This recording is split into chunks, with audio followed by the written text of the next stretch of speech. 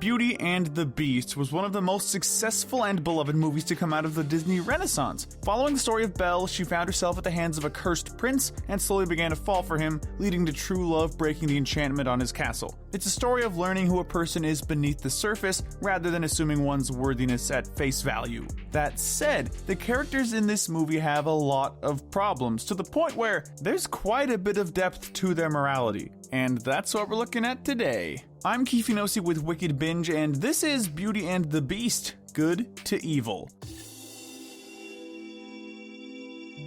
As usual, we'll be starting with the purest and most noble character and working our way down. These characters are the good. At a tied ranking for the gold medal of most good, we have Chip and the bookseller. The bookseller was one of the first people Belle interacted with in the film, and was the only one aside from her father to be supportive of her love of reading. He wasn't shown spreading gossip about her and even gifted her the book she'd checked out multiple times, knowing she would appreciate it. Chip earned his top placement for a couple of reasons. First, being a small kid, he was more curious than malicious. He had zero intention of doing anything to make anyone upset, and happily showed Belle his trick of making bubbles just to try and cheer her up. Before Belle fled to find her father, Chip managed to sneak into her bag, and so he'd witnessed the mob rallying and throwing Belle and Maurice in the basement before storming the castle. Because of Chip's quick thinking, he was able to figure out Maurice's wood-chopping device enough to free them and help them save the beast. The silver medal of most good goes to Philippe. Philippe was the horse owned by Belle and her father,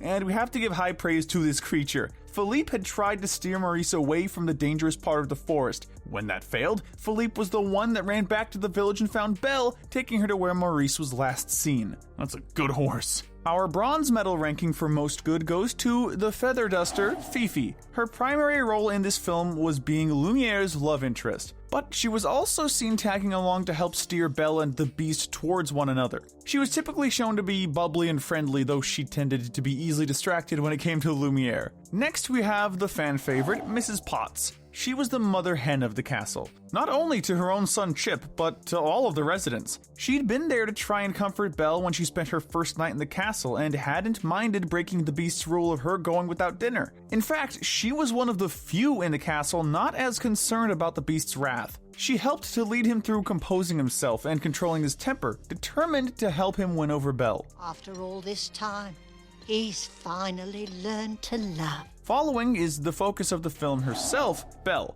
Belle was considered the odd one out in her village just because of her father's inventions and her love of reading, so she spent much of her life disinterested in the other people in the village and cut herself off. Still, though she was aware of the gossip behind her back, she still tried to approach everyone with kindness and patience. She encouraged her father's fascination with creating new machines and pushed him to aim for being a famous inventor. And become a world-famous inventor. When Maurice was sick in the Beast's dungeons, Belle didn't hesitate to come up with a plan to free him, though it would mean giving up her own dreams. She was justified in being angry with the Beast at first and refusing to be around him. After all, what sort of person, cursed or not, would willingly imprison an ill old man and leave him to die? When the Beast let her leave, it was due to seeing Belle upset at watching Maurice sick and alone through the mirror. Afterwards, when she was nursing Maurice back to health, Belle stood alone to protect her father from Gaston and the rest of the village looking to commit him. When they rallied in terror over the Beast, Belle had attempted to stop them from storming the castle.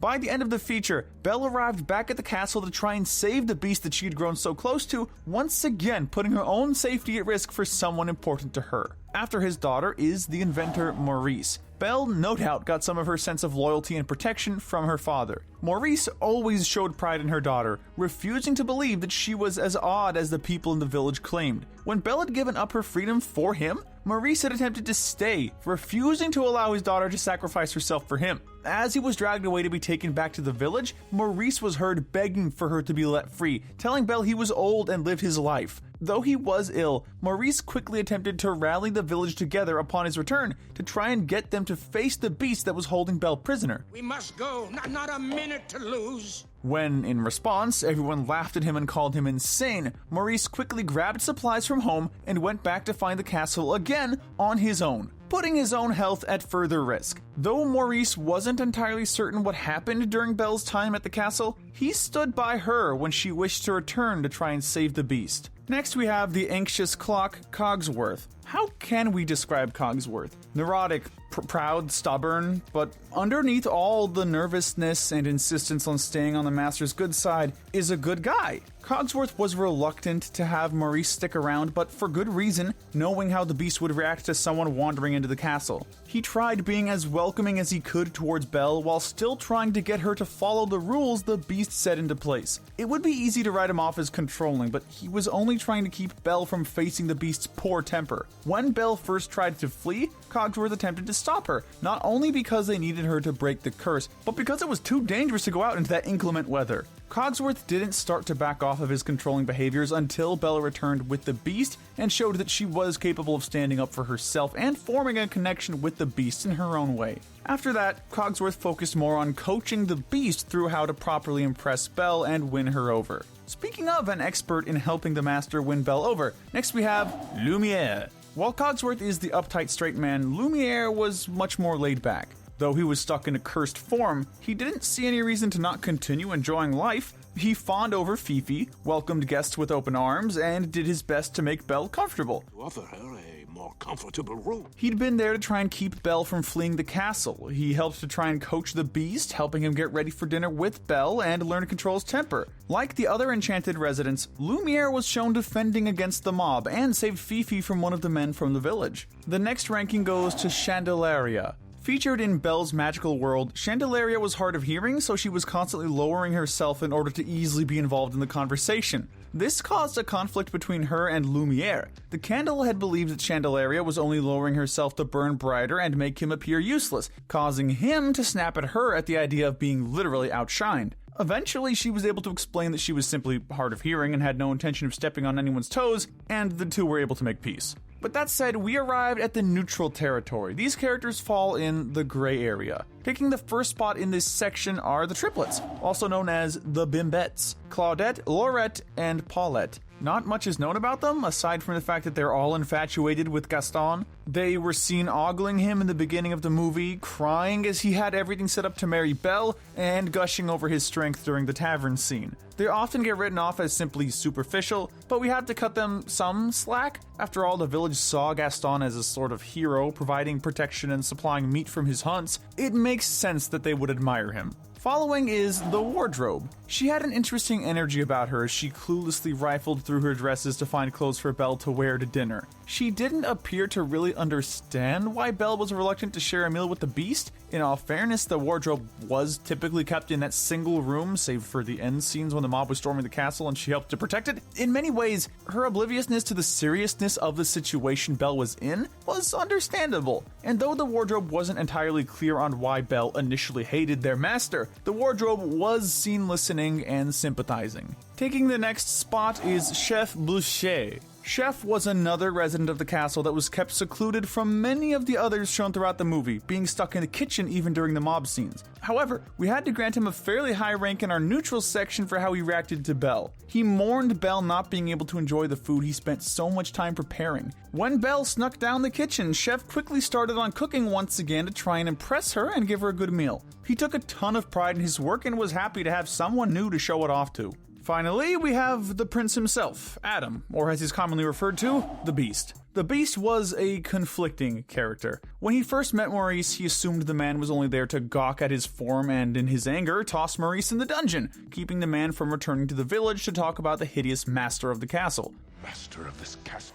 When Belle showed up, the Beast hadn't been sure of how to make her feel welcome, having been isolated after being cursed and only having his servants for company for years. Still, despite the rocky start the two of them had, with the Beast demanding she leave, he still followed her to save her from the wolves. When she didn't cower away from him and thanked him for saving her, he slowly began to open up and tried harder to meet her halfway. Thank you for saving my life. He did all he could to try to impress her and slowly worked to make the castle feel more like a home, and even gifted her the entire library. When Belle was concerned for her father, he offered her the mirror to check on him. When Maurice was shown to be in poor health, the Beast reluctantly allowed Belle to leave in order to care for her father. The Beast had accepted that he had fallen for Belle and so refused to keep her prisoner any longer. When she came back, he found the strength to fight against Gaston, though he had initially tried to spare the huntsman's life. The following spot goes to Angelique. The castle's decorator, Angelique, was very particular about how she wanted everything to look. She was initially set against the idea of doing anything special for Christmas, since the Beast had made it apparent that he didn't wish to celebrate the holiday, causing her to have some conflict with Belle, who had wanted to celebrate.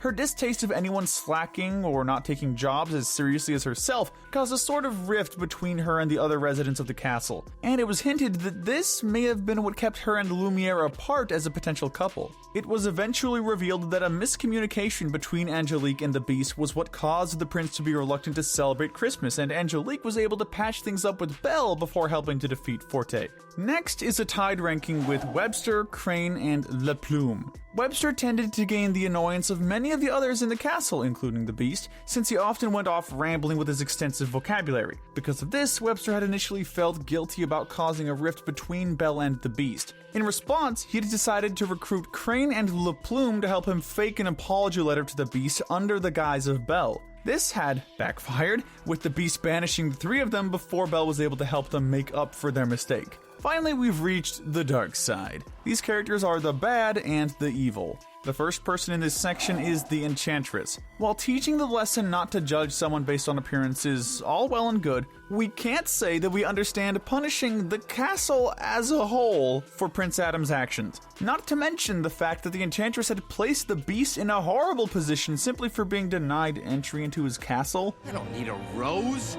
Go away. Damning someone to take on a form that would scare off anyone that first sees the Beast, and then telling the prince that he can only break the curse through true love just feels as though she was trying to set him up to fail. Taking the next ranking is Fife. Unlike Le Faux, Fife was displayed as much more annoying in his praise for Forte. He was a suck-up, yes, but mostly because unlike Le Faux, he was promised something Fife considered important, the opportunity to perform. Under all the manipulation he was roped into, Fife was shown to be able to have a warm heart, but that doesn't excuse the fact that under Forte's orders, Fife nearly caused Belle and Chip to drown. In the end, Fife was able to decide to help Belle rather than Forte, and after the villain's passing, finally was able to perform his solo. Following, we have Gaston's friends, the Mob. We mentioned in the ranking covering the triplets that Gaston had a reputation among most of the village of being a sort of hero, so it wasn't all that surprising that when their top huntsman showed the image of the Beast and claimed that the creature was a threat, that they followed Gaston to storm the castle.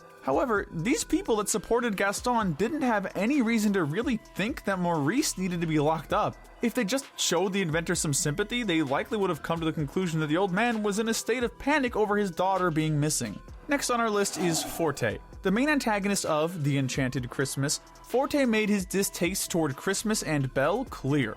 He sent Fife to try and destroy the relationship between Belle and the Beast, even insisting Fife make it so Belle couldn't return to the castle. He used his music to try and manipulate the Beast, with his power coming from whenever he played. Listen to your old friend, won't you? Unlike the other residents that were cursed by the Enchantress, Forte actually preferred his new form as a pipe organ, finding himself to be not only more suited as a composer for the castle, but enjoying the power that came with it. He was even willing to have not only Belle, but the prince both killed if it meant he got to stay in this form. In the end, Forte was defeated by Belle after she learned how he controlled the prince. The bronze medal of most evil we've granted to Gaston's sidekick, Le Faux. We covered in our sidekick ranking that Le Faux was far more manipulative than people initially gave him credit for. While Gaston was dealing with an issue, Le Faux was shown encouraging anyone nearby to take the huntsman's side in order to keep the villagers against whatever was causing Gaston grief. He aided in trying to pressure Belle to marry Gaston and went along with the plan to have Maurice committed,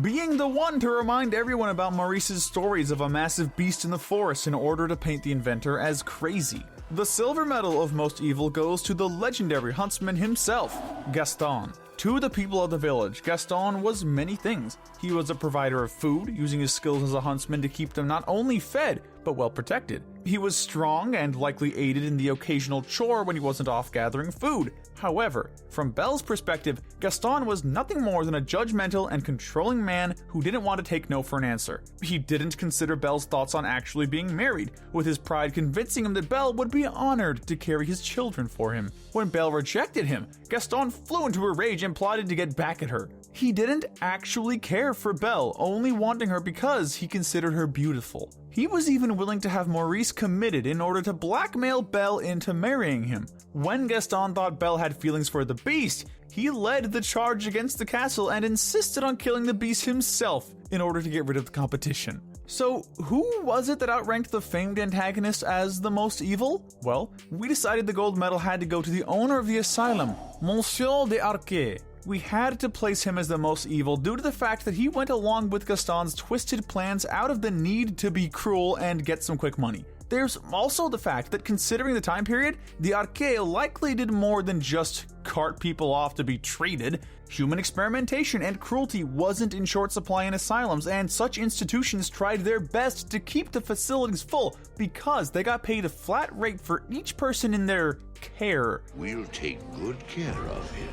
The Arquet was motivated by greed and had no care for anything nor anyone else. Before we go, we wanted to hand out some extra medals to the characters that fit them the best. Taking the Darwin medal, we have to give it to the triplets. These girls were so easily impressed with Gaston's muscular form and skill as a huntsman that they didn't see him for who he was, which was unfortunate because they seemed like nice enough ladies. The Lust medal goes to Lumiere. Always seen flirting and going off to spend time with Fifi, there was no one better suited to this medal. Taking the Wrath medal is the Beast. He did end up gaining more control over his anger, but his previous reputation as an angry and temperamental beast earned him this medal. The Greed medal goes to Monsieur d'Arquet. When Gaston gave his plan to commit Maurice, the asylum owner was initially reluctant, that is until Gaston handed over a bunch of money, assuring the man would go along with the plan.